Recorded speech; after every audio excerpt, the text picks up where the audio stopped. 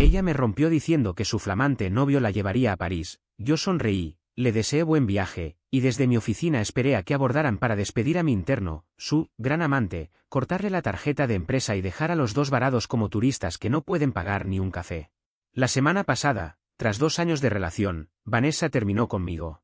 Eligió hacerlo en nuestro restaurante favorito, un lugar lleno de recuerdos, como si quisiera que la herida doliera más. Yo tuve que mantener el rostro sereno mientras ella, con frialdad quirúrgica, desarmaba lo que habíamos construido, y el camarero, sin darse cuenta, insistía en llenar mi vaso de agua una y otra vez. Me dio el discurso clásico, que sentía que íbamos por caminos distintos, que necesitaba más pasión y ambición en su vida. Pero la verdadera estocada vino después, cuando me contó con evidente entusiasmo que había conocido a alguien más. Según ella, era un hombre dinámico, increíble, con un futuro brillante, que además la llevaría a París por una semana. Anthony, dijo, mirándome con un destello de triunfo cruel, volamos en primera clase este viernes. Quería lastimarme, hacerme imaginar ese viaje romántico y lujoso con su nuevo mejor opción. Buscaba que me sintiera pequeño, insuficiente, reemplazable. Pero lo que sentí fue lo contrario, una calma extraña, la misma que me invade cuando estoy a punto de cerrar un negocio importante. Porque mientras ella describía a su maravilloso galán, supe de inmediato quién era. Se trataba de Christopher, mi nuevo interno. Conviene dar contexto. Soy vicepresidente en una multinacional tecnológica. 3 meses atrás, la empresa incorporó a un grupo de estudiantes de MBA de escuelas de élite. Christopher era la estrella, brillante, carismático y ambicioso hasta el extremo. Lo asignaron directamente a mi equipo. Yo veía su potencial, pero también su arrogancia. Se comportaba como un jugador que cree que nunca puede perder. Por la naturaleza de los proyectos internacionales de mi área, tenía la autorización de entregarle una tarjeta corporativa American Express, algo nada común en un interno. La tarjeta estaba destinada únicamente a gastos aprobados en viajes y reuniones de clientes en Europa. Tenía un límite generoso, pero yo, como su jefe directo y vicepresidente, podía monitorear cada movimiento. Básicamente, le di bastante libertad como prueba de responsabilidad. Entonces, cuando Vanessa, cuyo sueldo apenas alcanzaba lo justo, empezó a presumir boletos en primera clase rumbo a París, comprendí todo. Christopher no tenía el dinero para costear semejante viaje. Solo había una forma de que lo hiciera, estaba usando la tarjeta de la empresa como si fuese su herencia personal. Seguí el juego. La escuché con paciencia, fingí sorpresa, incluso pregunté con voz apagada, ¿a qué hora sale el vuelo el viernes? Ella, ansiosa por clavar la daga, me dio el número exacto, vuelo directo a París a las 7 de la tarde, con una sonrisa cargada de arrogancia. Esa misma noche, mientras ella empacaba en nuestro departamento para mudarse, yo estaba en mi oficina personal. Ingresé al portal de gastos corporativos y allí estaba todo, en tiempo real, el espectáculo de la estupidez de Christopher. Primer cargo, 2 boletos redondos en primera clase por Air France. Total, $14.500. Segundo cargo, una semana prepagada en un hotel 5 estrellas en los Campos Elíseos. Total, $8.200. Tercer cargo, un adelanto en efectivo en un cajero del aeropuerto. Total, $1.000. Lo estaba apostando todo a que yo no notaría nada o que podría encubrirlo. Una jugada absurda. Cuando Vanessa terminó de empacar y se paró en la puerta con sus maletas, me lanzó una última mirada condescendiente. Bueno, Anthony, me voy a empezar mi nueva vida. Mi nuevo hombre me lleva a París. La miré directamente a los ojos y respondí con frialdad, disfruta tu vuelo. Durante 2 días no hice nada. Dejé que todo siguiera su curso. Vi cómo en el portal aparecían cargos menores, acceso a salas VIP del aeropuerto, comidas ridículamente caras. Y el viernes por la noche abrí el rastreador de vuelos. Observé el estatus, en puerta, abordando, despegando. Esperé hasta que el icono del avión mostraba que estaban ya sobre el Atlántico, en el punto sin retorno. Entonces tomé el teléfono. Tenía preparado un mensaje de texto y un número listo para marcar. Era hora de atender los asuntos de la empresa y los personales con precisión absoluta. El plan constaba de 2 pasos. Paso 1, el mensaje. Abrí el borrador dirigido a Christopher y lo envié sin titubeos. Christopher, por este medio se te informa que tu contrato con la firma queda terminado de manera inmediata por conducta fraudulenta y mal uso de bienes corporativos. Tu tarjeta corporativa ha sido cancelada. No intentes contactar a nadie de la empresa.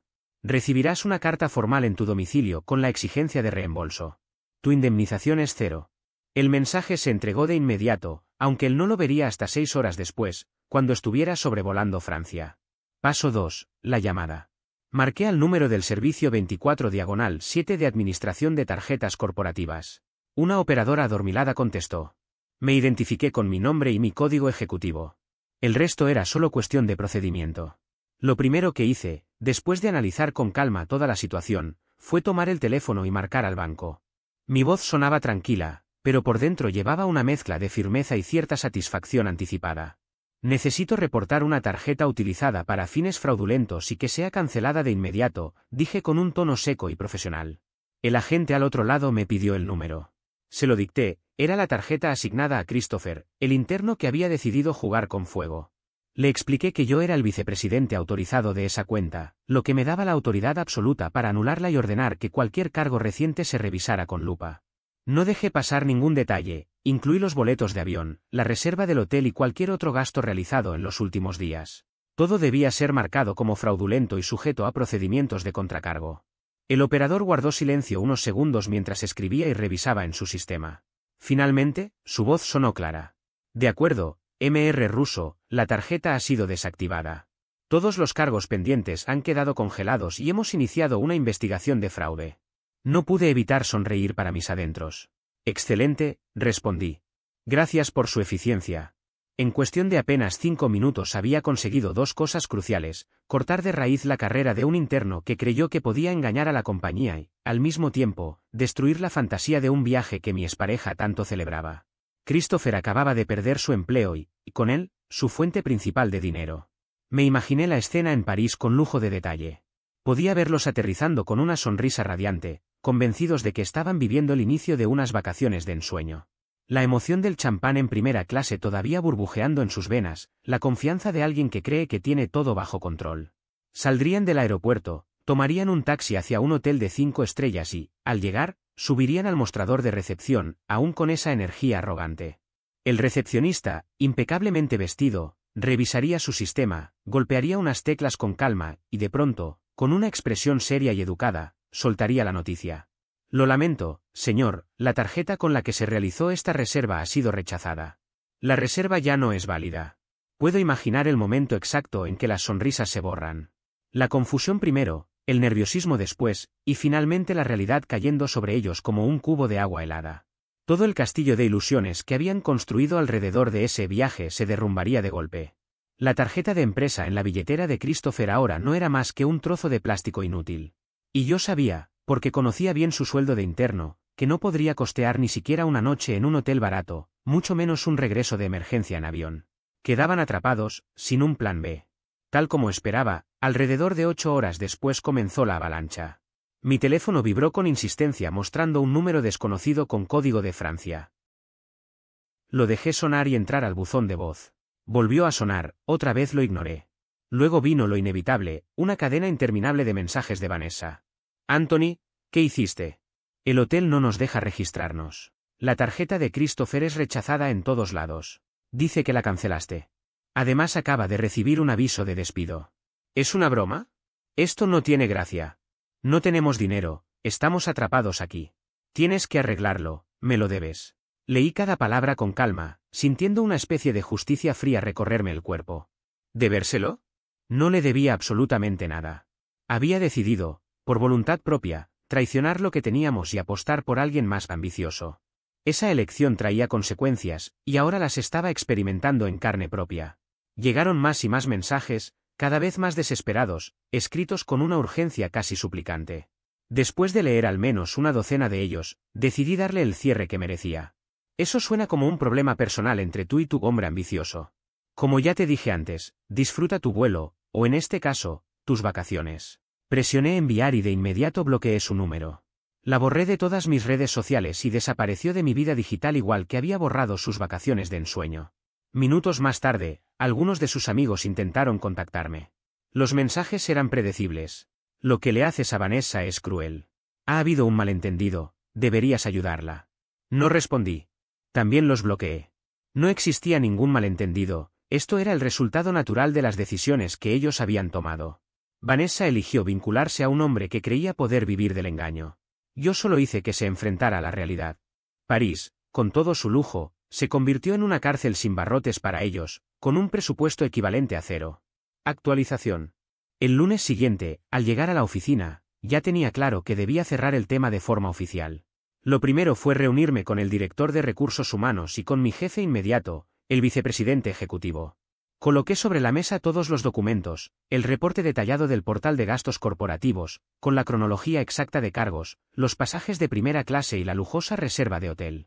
Les expliqué con precisión. El viernes, en cuanto confirmé la actividad fraudulenta, terminé la pasantía de Christopher. Cancelé su tarjeta corporativa para proteger a la empresa y evitar cualquier responsabilidad adicional. Ambos escucharon atentos, con rostros tensos pero en acuerdo. Mi jefe no tardó en expresarlo. Bien hecho, Anthony. Has protegido los activos de la compañía. Este chico era una bomba de tiempo. Mejor descubrirlo ahora y no cuando tuviera acceso a información sensible de clientes. Recursos Humanos se encargó del papeleo oficial y Christopher quedó vetado de cualquier oportunidad futura en la empresa o sus filiales. En mi expediente, la decisión fue registrada como un ejemplo de liderazgo y criterio, no como una venganza personal. De hecho, profesionalmente, mi reputación salió reforzada. Aún así, mi curiosidad me empujaba a saber cómo habían conseguido salir de París. No tuve que esperar mucho, una semana después, un compañero de oficina me contó lo que había escuchado a través de la red de rumores, siempre tan eficiente. La historia era un retrato perfecto de la humillación. Incapaz de resolver nada, Vanessa se vio obligada a llamar a sus padres en medio del llanto, confesando que su idílico viaje se había venido abajo porque su flamante pareja había intentado pagarlo con una tarjeta cancelada. Imagino la cara de sus padres escuchando eso, incredulidad primero, rabia después. Finalmente, tras una reprimenda que seguro fue monumental, accedieron de mala gana a enviarle dinero. No fue suficiente para disfrutar de la ciudad, sino apenas lo justo para 2 pasajes de regreso, en los peores asientos de un avión, probablemente con escalas largas y agotadoras. Visualizo ese vuelo, silencioso, cargado de tensión, con cada minuto sirviendo como recordatorio de que las decisiones tienen consecuencias. Lo que empezó como un sueño de champaña y lujo terminó en un retorno incómodo, marcado por la vergüenza y la decepción. Una lección que, con toda seguridad, no olvidarán nunca. Al regresar, Vanessa volvió sin dinero, cargada de vergüenza y con un resentimiento que pronto transformó en un intento de venganza personal. Como no tenía forma de atacarme en el terreno profesional, decidió hacerlo en el plano personal. Comenzó a difundir rumores maliciosos entre conocidos y colegas, pintándome como un hombre controlador, celoso y emocionalmente abusivo. Incluso aseguró que había manipulado el despido de Christopher únicamente por despecho, incapaz de tolerar que ella me hubiera dejado por alguien mejor. No se limitó a eso. También trató de atacarme en lo financiero. Me envió un extenso correo electrónico, redactado con un tono jurídico que claramente no había escrito ella, donde exigía la devolución de todos los obsequios que, según afirmaba, me había dado durante los 2 años que duró nuestra relación. No solo eso, también reclamaba que tenía derecho a una parte de mis bienes porque, en su visión, su trabajo emocional y sus contribuciones a nuestra vida compartida justificaban tal compensación. En la lista incluyó muebles, piezas de arte y aparatos electrónicos que yo había adquirido mucho antes de que ella siquiera pisara mi apartamento. Aquello era un disparate, una jugada amateur. No perdí ni un segundo en responder. Simplemente reenvié el correo a mi abogado personal. Él elaboró una carta de cese y desistimiento corta, directa y demoledora. En ella se aclaraba sin lugar a dudas que yo no le debía nada. Además, se adjuntaron copias de facturas que demostraban que los artículos de alto valor que ella reclamaba eran de mi propiedad exclusiva. La misiva finalizaba con una advertencia clara, se mencionaba que ella había participado, de manera consciente, en el intento de Christopher de defraudar a la empresa al formar parte del viaje. Y aunque en ese momento mi compañía había decidido solo ir tras Christopher, quedaba establecido que cualquier hostigamiento, contacto indebido o declaraciones difamatorias contra mí podrían llevar a reconsiderar su rol y presentarla como CEO conspiradora ante el equipo legal corporativo. Era jaque mate. Una amenaza directa de mi parte tal vez no habría surtido efecto, pero el peso legal de una corporación multinacional sí era algo que debía tomarse en serio. Y así fue. Los rumores cesaron, los correos desaparecieron y se hizo el silencio. Actualización final. Han pasado ya 4 meses desde aquel episodio en París y las consecuencias de la aventura de Vanessa y Christopher están completamente a la vista. El desenlace, como era previsible, no fue feliz para ninguno de los dos. Comenzando por Christopher, su vida profesional quedó arruinada. El departamento legal de mi empresa, tal como se había prometido, le envió una carta formal exigiendo el reembolso de cada dólar cargado fraudulentamente a la tarjeta corporativa. La suma total superaba los $24.000. Se le dieron 30 días para establecer un plan de pago antes de proceder a una demanda civil. Además, el área de recursos humanos, siguiendo los protocolos por violaciones éticas, remitió un informe al decano de su escuela de negocios. Allí se detallaban las circunstancias de su despido, mal uso de fondos, incumplimiento contractual y conducta fraudulenta. Para alguien que aspiraba a un MBA de prestigio, basado en reputación y conexiones, aquello era devastador. Su nombre quedó marcado, en la industria nadie contrata a quien carga con un historial de fraude financiero. Su carrera prometedora se evaporó antes siquiera de despegar. En cuanto a Vanessa, su caída fue más lenta pero igual de dolorosa. El romance con Christopher se desmoronó apenas regresaron. Ya no existía el hombre exitoso y brillante que le había prometido un futuro, quedaba alguien desempleado, desprestigiado y endeudado hasta el cuello. En menos de una semana la relación terminó. Vanessa quedó sin dinero, con la humillación de haber gastado sus ahorros en el regreso, y además, sin un lugar donde vivir, pues nunca estuvo en el contrato de mi apartamento. Lo último que supe, a través de contactos comunes, es que tuvo que volver a la casa de sus padres. Una mujer en sus 20 años, otra vez en su antiguo dormitorio de la infancia, viendo cómo su gran sueño parisino se había transformado en una pesadilla suburbana. Aproximadamente un mes atrás me llegó un último correo suyo, enviado desde una dirección nueva. Era un mensaje confuso, lleno de reproches mezclados con disculpas vagas. Oscilaba entre culparme por su ruina y pedirme perdón por cómo habían terminado las cosas. En realidad, era el típico discurso autocompasivo de alguien que todavía se niega a aceptar responsabilidad por sus propias elecciones. Lo leí sin sentir absolutamente nada, lo borré y bloqueé la cuenta. En lo personal, mi vida tomó un rumbo mucho más claro después de todo aquello. Dentro de la empresa, mi posición no solo se consolidó, sino que gané un nivel de confianza que jamás había tenido. Hoy me consideran alguien capaz de tomar decisiones firmes, incluso cuando son incómodas, y de proteger la integridad de la compañía sin dudarlo. Mi entorno se volvió sereno, mi apartamento se convirtió en un refugio real, un espacio donde ya no reina la tensión ni la manipulación. Me he dedicado a recuperar rutinas que había abandonado. Volví a entrenar con disciplina, a salir con amigos que durante años había dejado en segundo plano, y hasta me permití retomar proyectos personales que había postergado. Redescubrí lo que significa disfrutar de mi tiempo sin sentirme vigilado o cuestionado. No veo lo que hice como una revancha movida por rencor. Lo analizo como lo que realmente fue, una situación de riesgo que requería una solución estratégica. Tenía a un empleado que dañaba la credibilidad de la compañía y a una pareja que se involucró sin medir las consecuencias. Actué con lógica, cerré cada flanco y aseguré mi estabilidad. ¿Que sus vidas terminaron hechas pedazos? Eso fue simplemente el resultado inevitable de sus elecciones. Ellos decidieron apostar con algo que no les pertenecía, mi confianza, mi esfuerzo y el prestigio de la empresa. Yo solo hice lo que correspondía, retirarles las fichas antes de que destruyeran algo mucho más grande. Al final, no fui yo quien los hundió, fueron ellos mismos quienes cavaron su propio agujero. Yo simplemente me aseguré de no caer dentro con ellos.